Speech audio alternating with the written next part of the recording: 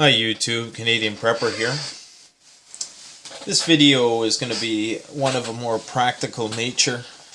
Just wanted to share with you some information, and I'm going to try to communicate this as simply as possible because there is a lot of ambiguity, it seems, and different ideas surrounding food storage and food preparation and how, to preserve food for long periods of time. So I have this book, and it's called Food Storage for Self-Sufficiency and Survival. It's a great book, and they give you they really break it down simply here. So I just want to read this, and I'll put some annotations up to make it easy to understand. So foods that can last forever. We'll start with those. Actually, how about we'll start on the other side. I'm going to skip over foods that can last 1 to 5 years, and we're going to get right into the 5 to 7 year stuff. And I'm always going for longevity when I prep. So, I want something that can at least store for 5 years. 5 years should be ample time to use it, at least if you have that, knowing 1 year before it goes bad, then you can start to use it and switch it off. Now, some of you more advanced preppers likely have far more sophisticated systems of organization and inventory and stuff like that when it comes to your food preparation. Good on you. I'm not quite there yet, but I'm still in the process of learning, so I'll share what I've come across with you. So 5 to 7 years, powdered eggs, brown sugar, whole barley, and bouillon. So I'm thinking that's beef bouillon or the like. So those are a few things that can store from 5 to 7 years. Powdered eggs, I think that's a really good one because eggs are a very complete protein source. They have a very high nutritional value, so excellent food source. So 10 plus years, now we're getting serious. So white flour, if properly stored, and I'll talk about that later. Cheese powder, shortening powder, textured vegetable protein products. So I'm wondering if that's like soy and hemp seed and the pea protein stuff, possibly.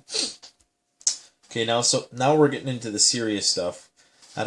For about 20 years longevity, dried dehydrated fruits and vegetables will last 20 years if properly stored in a cool, dark, dry environment. Freeze-dried cheeses will store for 20 years. Powdered milk will store for 20 years. It's incredible. Dehydrated carrots and quinoa, which is probably not the most appetizing, well, not for me anyways, but it is a very nutrient-dense grain, and it's got a lot of good protein. I think it is a complete protein, and it's got a lot of good carbohydrates also, and rye. So 20 years. The powdered milk, that's great. That's everything, that's all the protein you need right there. Actually, milk pretty much has everything a person needs, with the exception of some fats and certain vitamins, but there's a lot of good stuff in milk. So 25 years. Freeze-dried fruits, vegetables, and meats. Of course, freeze-dried fruits. I would bet that freeze-dried stuff would last even longer if you vacuum seal it. Instant beans. Okay, now getting into the real business section here. So 30 years. Dry beans, lentils, pasta, pearled barley, rolled or whole oats, cocoa powder, white rice, corn, wheat, potato flakes all last 30 years. And those are pretty much the most consumed carbohydrates on the planet. And now for the big money. And I think that this stuff is going to be worth more than gold, personally, when you think about what it is and how it's made and how hard it is to find in nature. Honey will last indefinitely. Sugar, salt, baking soda, baking powder, and cornstarch all will last indefinitely. Cornstarch would be a very good source of carbohydrates also. And so energy is important. You know, we're not really so much concerned with survival. Yes, at some point, you know, on a long enough timeline, you would be concerned with the micronutrient profile of the foods that you eat. But, you know, calories in, calories out is king when it comes to survival. So I just thought I'd share that with you. I find it phenomenal that a person would bypass, you know, something as simple as white rice and dried beans, putting that into 10-gallon pails with Mylar bags, and that's pretty much good for life. And stockpiling honey, especially with respect to the bees, you know, why a person would bypass that and go to, you know, get the Mountain House stuff, which is like 10 times as expensive. And each one of those cans, those giant cans of Mountain House, only provides enough calories for one person per day. So the space required to store all that is just, it's just crazy. So, I mean, I understand the rationale for some of the more advanced preppers will suggest that you only store food that you will like to eat, or that you will enjoy, or that you would eat normally. Now, I personally kind of disagree with that. I think that's great if they have the means to do that. But for somebody who is just starting out and, you know, you're just looking for the bare bones, I think sticking with the basics. You need protein, you need carbohydrates, you need fats, fiber, which is abundant in nature, and you need micronutrients. If you can take care of those things, and especially if you're hungry, your body's not going to care. I mean, most people are basing it on their grid up appetite, which is kind of a misnomer, because people are, we take things for granted, you know, when we have them. It's not until things are scarce as that rice and beans really start to look appealing.